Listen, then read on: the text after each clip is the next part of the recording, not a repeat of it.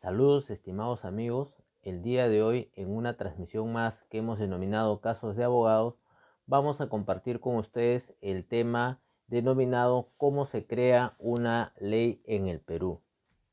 El tema viene, digamos, a interesarnos a partir de un tema que particularmente compartimos la mayoría de los ciudadanos, o mejor dicho, de la preocupación que tenemos muchos ciudadanos respecto a qué es lo que se legisla en el país, cómo se legisla y cómo es que nuestros estimados amigos parlamentarios priorizan determinados proyectos de ley sobre otros.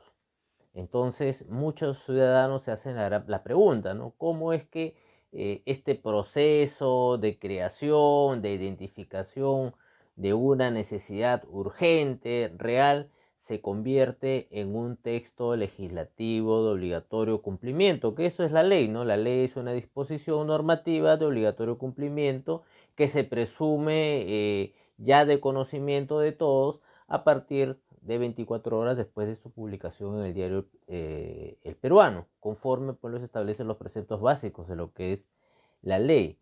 Pero en el interín, ¿no? En el interín del proceso formativo, o mejor dicho, de las expectativas ciudadanas que tienen respecto a determinadas leyes, encontramos pues proyectos de leyes como el proyecto de ley de la aceituna, sin que esto sea broma, es cierto, hay un proyecto de ley de la aceituna, proyectos del Día Nacional de la Gastronomía, proyectos del día, o ya que son leyes, ¿no? El Día del Pollo a la Brasa, y que nos hacen preguntar a los contribuyentes, a los ciudadanos, cómo es que se gesta todo este tema del proyecto de ley. Y esto también, les comento, ha venido también a interesarnos un poquito el tema porque tocaron la puerta de nuestro consultorio Zoom, ¿no? A través de abogadochigne.com, un grupo de ciudadanos que nos hicieron la consulta respecto a, estimado doctor, queremos saber, queremos promover un proyecto de ley, entonces queremos que ustedes nos elaboren un proyecto de ley. Esto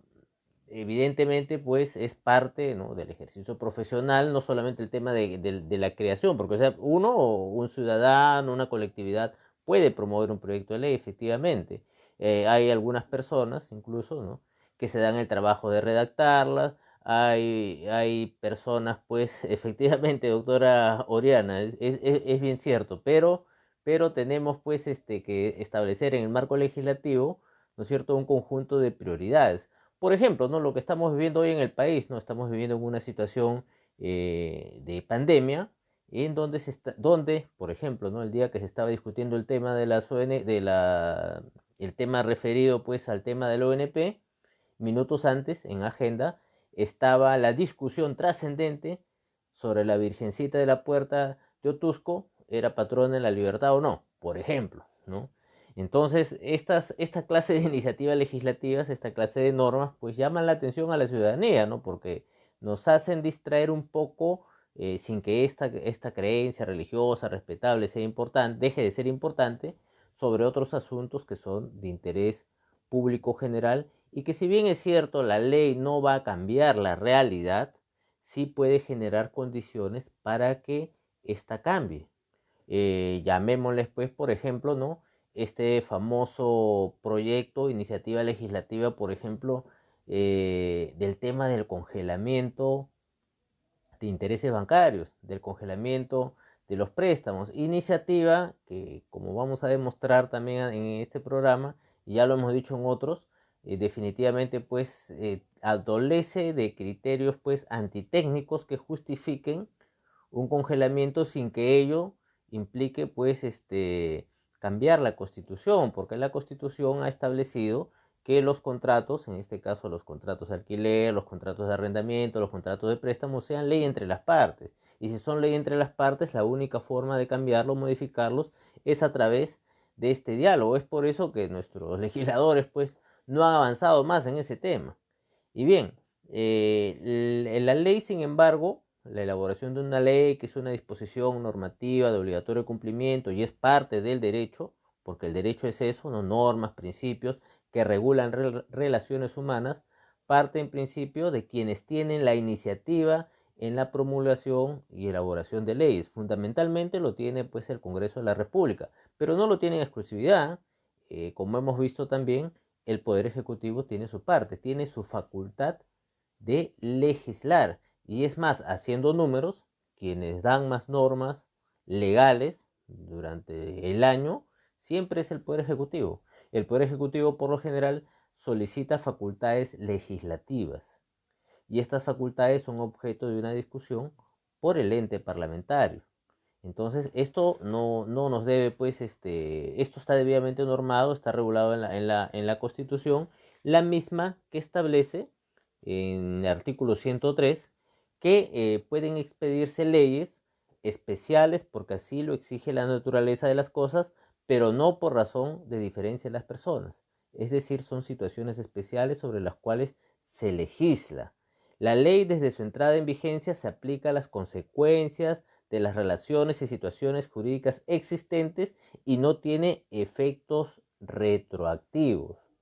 Un supuesto que se dé la famosa norma de congelamiento de intereses tendría vigencia hacia adelante. No lo digo yo, lo dice nuestra Constitución. Pensamos pues que esa es la salida a muchos problemas, los cuales también podemos estar incluidos, pero sin embargo la técnica legislativa ha establecido estos parámetros para legislar con responsabilidad. Y esa legislación también establece la imposibilidad de que el Congreso, en el caso pues que ellos promuevan las iniciativas legislativas, que el Congreso pues no tenga iniciativa de gasto. Y lo que está sucediendo con el tema del ONP colisiona con ese precepto. Entonces, no solamente se trata pues de gestar la normativa, de gestar el proyecto, de encontrar un espacio social que impulse, reivindique determinada preocupación. Pues tenemos el caso del serenazgo, por ejemplo, que es un vacío normativo a nivel nacional, por ejemplo. Es un vacío normativo porque se discute todavía en fueros judiciales su condición del servicio que realiza, por ejemplo, ¿no? Y sabemos pues que es un área vinculada al tema de la seguridad ciudadana, del servicio público. Sin embargo, pues ellos están en un limbo normativo todavía. Están sujetos a interpretación en los tribunales, están sujetos a un montón de detalles que no se condicen con una realidad en la cual prácticamente el sereno, ¿no?, es un policía, en la práctica, o un policía auxiliar, o de la denominación que queramos ponerlo, pero que esto tiene que ser objeto de una regulación, por ejemplo, ¿no? Entonces, la ley se realiza bajo estos parámetros y quienes tienen la iniciativa en la promulgación de leyes son, en principio, el presidente de la República, el Poder Ejecutivo. Los congresistas tienen derecho a iniciativa en la formación de leyes. También tienen el derecho, porque no solamente hay que ser congresista para promover un proyecto de ley, lo puede hacer el presidente, también tienen derecho en materias que son propias otros poderes del Estado, como las instituciones públicas autónomas, los gobiernos regionales, los gobiernos locales. Un saludo a mi amigo el doctor Benito Villanueva Aro, que él, por ejemplo, él es gerente legal en la Municipalidad de Magdalena. Ellos han promovido un proyecto de ley sobre el matrimonio digital, ¿no? Justamente conversábamos antes de su presentación, nuestra discusión era sobre si era el matrimonio o matrimonio virtual o matrimonio digital, por ejemplo, ¿no? Si vamos al análisis, hay bastantes diferencias entre lo que es virtual y lo que es digital, partiendo en principio que lo virtual es la plataforma y lo digital es la posibilidad de reconocimiento de identidad, por ejemplo. Entonces, son estos términos los que marcan la diferencia en la elaboración de cualquier texto legislativo. Los colegios profesionales, siempre los colegios profesionales, ¿no? Los colegios profesionales también tienen iniciativa legislativa. ¿Cuántos colegios profesionales promueven iniciativas legislativas? Asimismo, también lo tienen los ciudadanos, pero para ejercer los ciudadanos tienen que promoverlo pues a través de los mecanismos de participación ciudadana que para tal efecto se han establecido y están debidamente reglamentados, y que por lo menos pues necesita un buen número de ciudadanos, un porcentaje de ciudadanos que promueva esta iniciativa legislativa, lo cual es un trabajo muy fuerte, es un trabajo de largo aliento, es un trabajo pues similar al esfuerzo que hicieron, por ejemplo, los fonavistas para promover el tema del referéndum. e implica que también el mismo contenido de la norma o de la norma que se promueva tenga consideraciones técnicas, porque no es solamente plantear la iniciativa en genérico, no es solamente tener una buena idea y decir esto se va a convertir en ley. En el ideal o en el imaginario popular se piensa pues que la dación, la aprobación y la discusión de una ley es los 5, 10 o 15 minutos que vemos en la votación del Congreso. Al contrario, toda esa discusión viene a ser el resumen a la conclusión de todo un trabajo de preparación legislativa o prelegislativa que se elabora en el marco, ojo, en el marco de un procedimiento parlamentario para la formación, promulgación y dación de leyes. Es en ese procedimiento parlamentario, por excepción, ¿no?, que toda iniciativa legislativa tiene que considerar determinados aspectos, como por ejemplo la correspondiente exposición de motivos. Si bien es cierto, la exposición de motivos no aparece por lo general en los textos que se publican en el peruano, porque lo que se aprueba, la autógrafa legislativa, que es la que se publica, viene a ser el texto de la ley. Es importante, quienes pues trabajamos, por ejemplo, el programa se llama Casos de Abogado, ¿no? Cuando trabajamos pues con normas legales, siempre es bueno, para efectos de su interpretación, para efectos de su conocimiento, siempre darle una revisión a lo que es la exposición de motivos. Y esta exposición de motivos la vamos a encontrar en el dictamen, y lo vamos a encontrar en el expediente digital de las leyes a la cual podemos acceder a través del portal del Congreso de la República. Si usted quiere saber cuáles son los antecedentes de una ley, cuáles son las opiniones que se han vertido, cuáles son las consideraciones que se han tomado para la dación de una ley, lo que usted tiene que hacer es ingresar al portal del Congreso de la República, el portal virtual, y a través de ello acceder con el número o acceder pues por los términos, y puede acceder a todo lo que es el expediente digital, que compendia en principio el proyecto en sí, que es la exposición de motivos, las consideraciones, asimismo la toma de opiniones. ¿Por qué? Una vez que los congresistas plantean, pues un congresista plantea una iniciativa legislativa, esta, con su exposición de motivos y su texto final, es puesta pues en la agenda, o mejor dicho, es ingresada pues a través de Oficialía Mayor del Congreso, y esta se deriva a las comisiones, ya sea de Constitución o a las comisiones especializadas sobre la materia que va a legislarse. Y es ahí donde se solicitan opiniones de carácter técnico, porque toda ley no es reunir una respetable iniciativa, no solamente es reunir 100, 200, 300 hojas. La ley debe de ser clara, precisa y concreta, pero para ello debe estar premunida de informes técnicos, debe estar premunida de referencias, debe estar premunida de opiniones. Si el tema es presupuestal, evidentemente va a requerir opinión del Ministerio de Economía y Finanzas. Si el tema es relacionado con el sector justicia, y ahí es donde entramos nosotros, el texto legislativo debe recoger opiniones de instituciones técnicas como el Ministerio de Justicia, como el Ministerio Público, como el Poder Judicial, como los colegios de abogados, que poco intervienen, y los someto, bueno, ahora que los portales son públicos, ¿no? Pueden revisar efectivamente en cuántas iniciativas legislativas los colegios de abogados han participado emitiendo una opinión. Paradójicamente, pues los abogados no tenemos una ley. Quien les habla sostiene pues la necesidad y la urgencia incluso, ¿no?, de que se dé una ley del abogado que considere situaciones como, por ejemplo, no tienen los trabajadores de la salud. Los trabajadores de la salud tienen condiciones de trabajo que van desde el establecimiento de horarios y formas de trabajo que realizan. Por ejemplo, los señores psicólogos lograron a través de una ley también que un psicólogo labore en cada centro educativo del país, por ejemplo.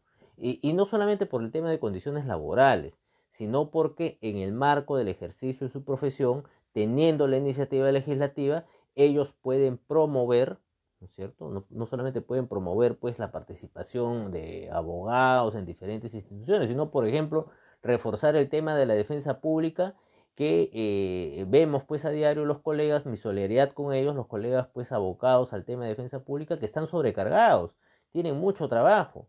Y si bien es cierto, hoy con el tema de la pandemia, el tema de la defensa legal gratuita se pone a la orden del día, es importante que y lo hemos sostenido siempre, este sistema de defensa legal gratuita tiene que ser proporcionado por el Estado tan igual como se hace en el tema de la salud. O sea, el Estado debería contratar, ¿cierto?, colegas especializados para la atención en estos temas, pues en los consultorios gratuitos que brinde el Estado, pero que sean remunerados por el Estado, porque es parte del sistema de inclusión en el sistema de justicia, y no lo decimos nosotros. Hay sendos informes en ese sentido a los que se refiere la Defensoría del Pueblo, el mismo Ministerio de Justicia, y lo vemos diariamente y lo compartimos a través de los colegas que son defensores públicos que están sobrecargados de tarea, porque el servicio gratuito en sí, que compromete a lo que es el ejercicio de la abogacía, está restringido en principio a una defensa gratuita anual conforme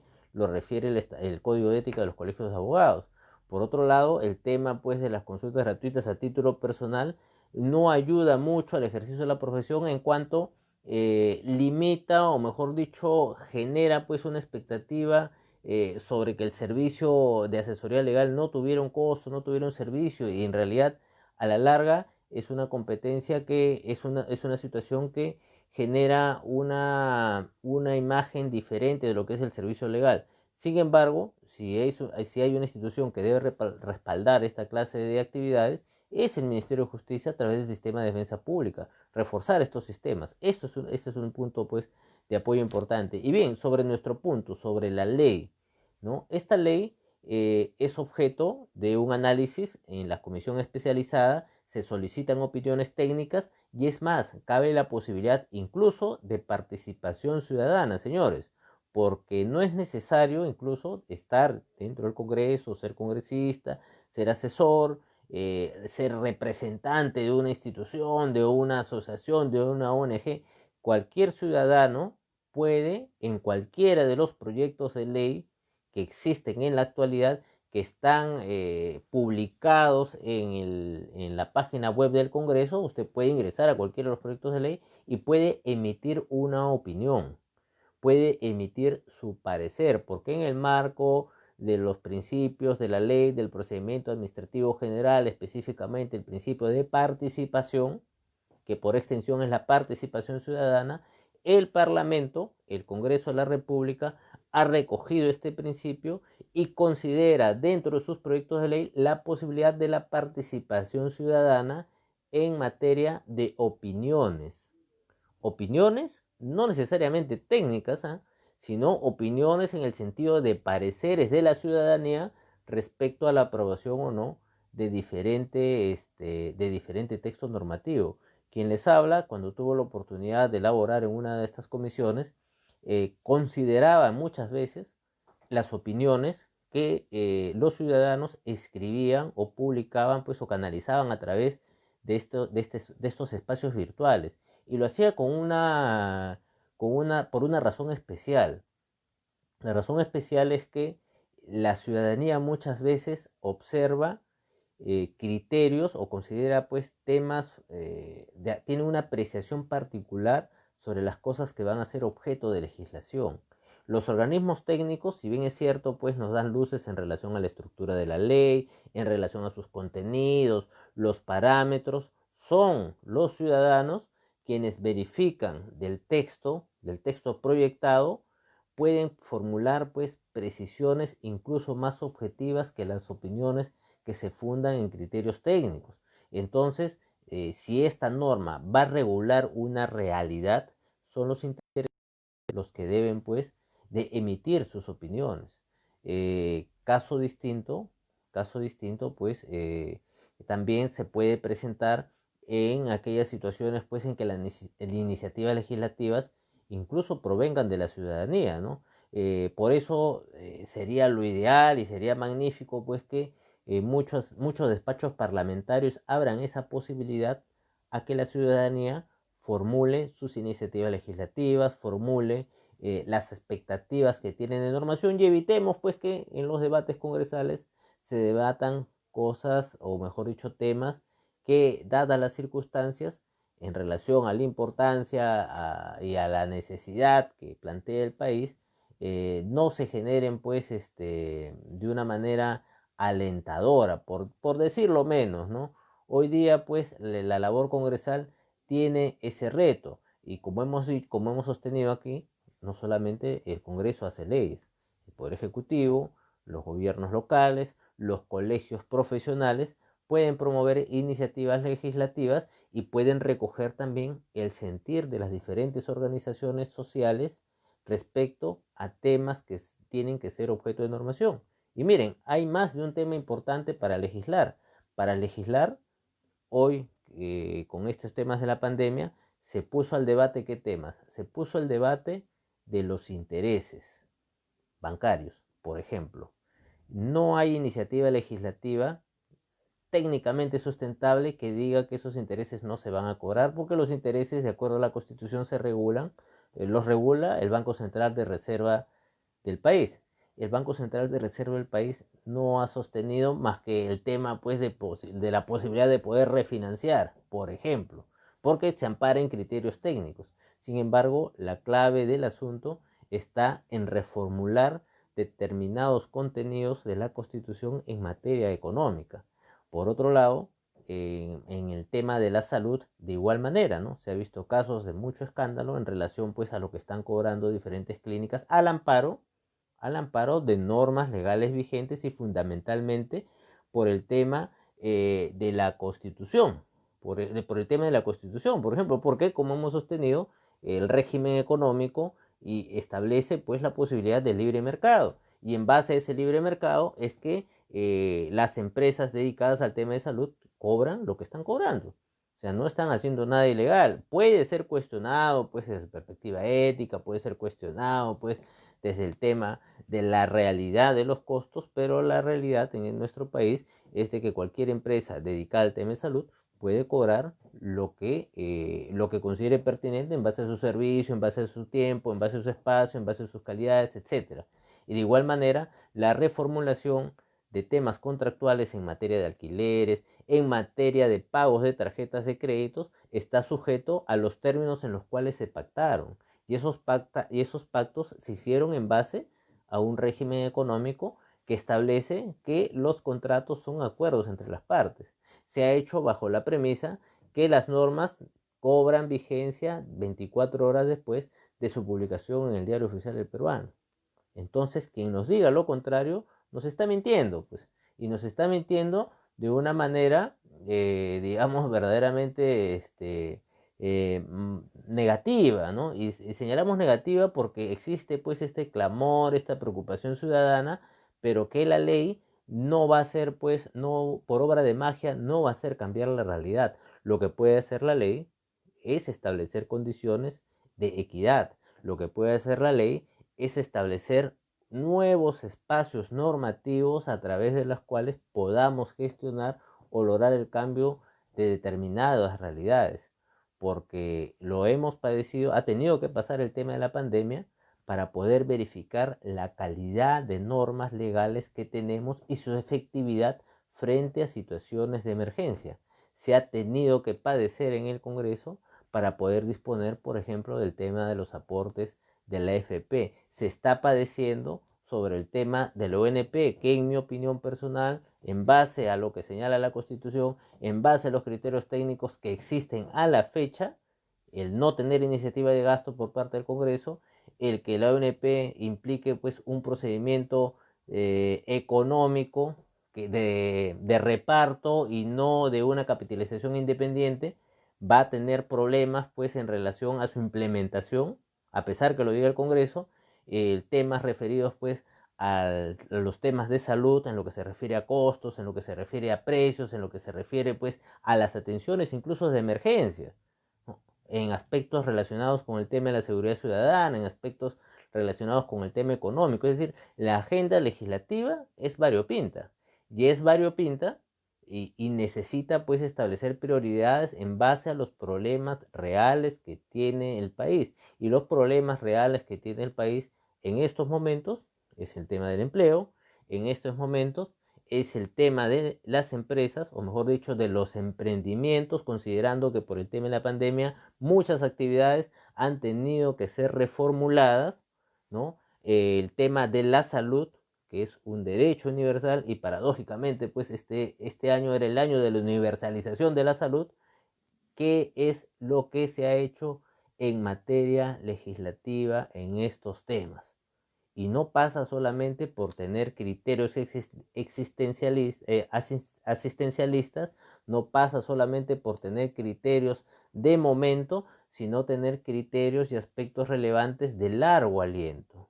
Como por ejemplo, no es posible que en estas circunstancias esta situación pues de los estudiantes de diferentes universidades, licenciadas o no, tengan problemas en relación a la validación de sus títulos y certificados universitarios. Por ejemplo, no es posible que en esta situación en la que se necesita médicos, se necesita personal asistencial, se le ponga estas limitaciones a los jóvenes que trabajan o que estudian, pues, o que han estudiado en estas universidades, pues, en carreras relacionadas con el sector salud. O sea, de qué manera la normativa podría pues darle estas facilidades para poder por lo menos, ¿no?, tener la posibilidad de culminar o desarrollar sus estudios en otras instituciones con la validación correspondiente, y no esperar pues que SUNEDU le diga: señor, sabes que tu título o tu bachiller o tu título universitario no vale. Entonces, estas situaciones sí pueden ser objeto de normación y generar las condiciones de desarrollo, generar las condiciones a través de las cuales muchos de los ciudadanos que están atravesando pues esta situación en la que hemos tenido que reinventarnos, hemos tenido que reformular nuestras diversas actividades, ¿no?, pase pues a mejores condiciones. Y bien, estos son los puntos de vista. A ver, un saludo para el doctor Guillermo Durán Isla, ¿no? Muchos saludos, doctor. Siempre atento a sus actividades musicales. Por ejemplo, el doctor Isla es un exponente, es un colega, ¿no?, miembro de la orden, inclusive promotor de las asociaciones de abogados en un tiempo, ¿no?, si mal no recuerdo era Guarochirí, Santa Anita, y es también promotor de un arte musical muy simpático, y también se está reinventando, ¿no? He visto que ha hecho diferentes actividades a través de los medios virtuales, como quienes habla a partir de esta tribuna. Ha comenzado pues a exponer sus opiniones, a compartir pues algunos puntos de vista con los colegas.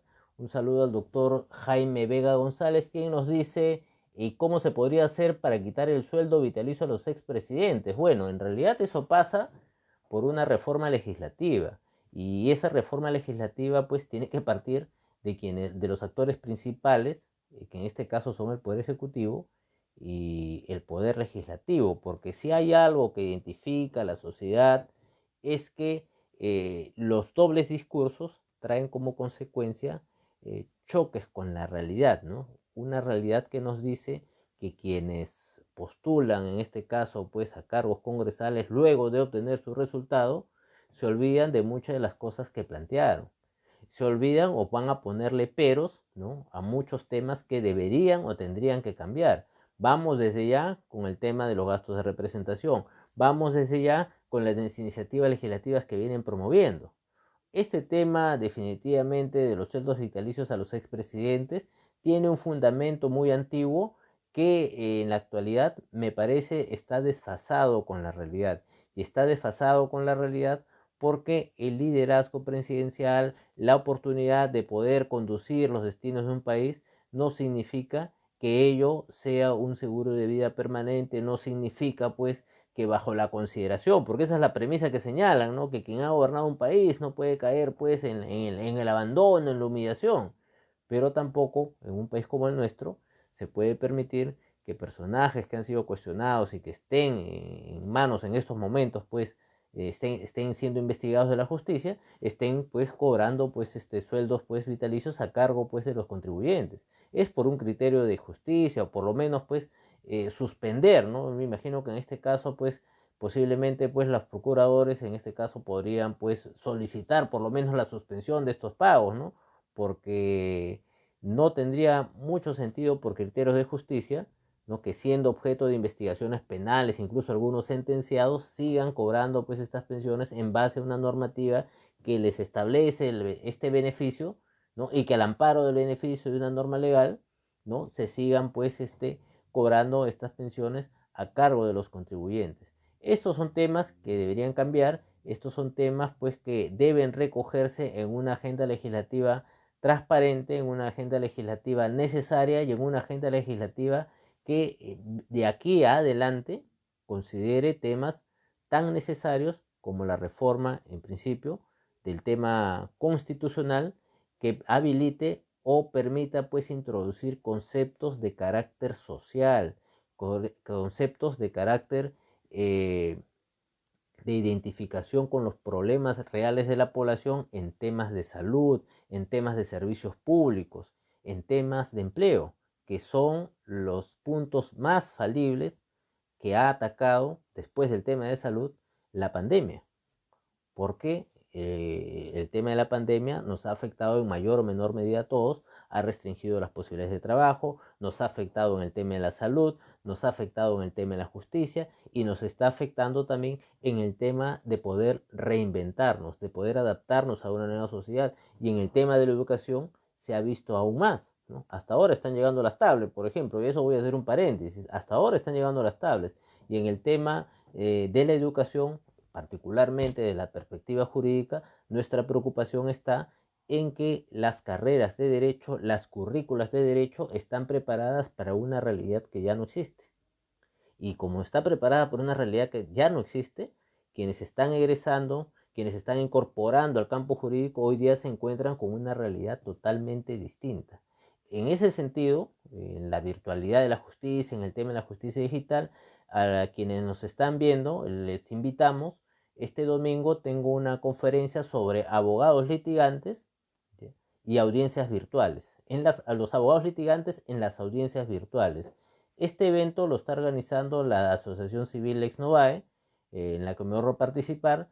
Es un evento completo y totalmente gratuito con certificación Zoom, es decir, quienes accedan al Zoom van a poder pues participar con la correspondiente certificación el día del evento, y para ingresar, para accesar, pueden o enviarme un correo electrónico por este medio o simplemente ingresar al fanpage de Lex Novae, así como suena, Lex Novae, Lexnov, Lex Novae, y solicitar ahí su inscripción. Hay un pequeño formulario que hay que llenar, y este domingo pues nos podemos ver, podemos estar conversando un rato más sobre el abogado litigante en las audiencias virtuales, para un poco compartir algunos tips, algunas experiencias en relación pues a cómo hemos venido desarrollando el tema de las audiencias virtuales en esta situación pues de cambio de la justicia, en este proceso de adaptación a temas que van más allá pues de un tema simple de litigación oral, un tema sencillo de litigación oral, ¿eh?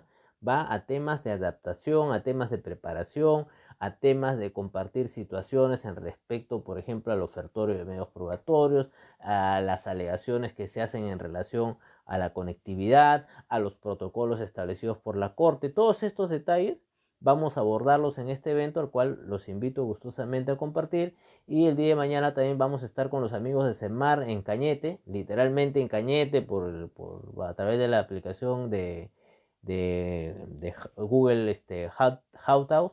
Vamos a estar en un evento sobre certificación digital. Esto pueden visualizarlo en la página de CEMAR.